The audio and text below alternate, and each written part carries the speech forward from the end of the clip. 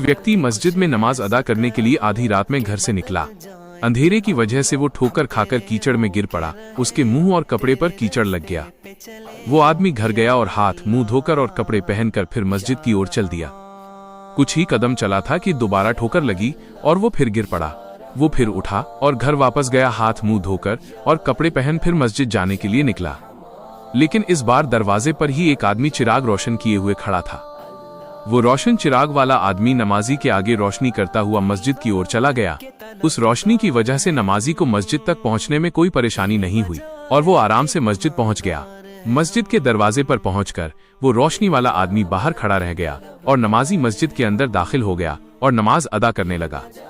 नमाज से फारिग होकर वो मस्जिद से बाहर आया तो उसने देखा कि वही रोशनी वाला आदमी अभी भी बाहर खड़ा है ताकि उस आदमी को घर तक छोड़ दे। नमाजी ने उससे पूछा, तुम कौन हो? उस आदमी ने जवाब दिया, मैं इब्लीस हूं।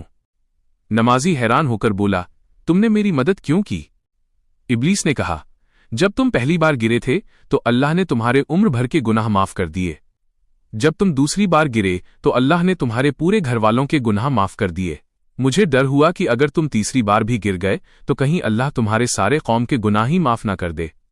इसी डर से मैंने तुम्हें सहारा देकर मस्जिद तक पहुंचा दिया।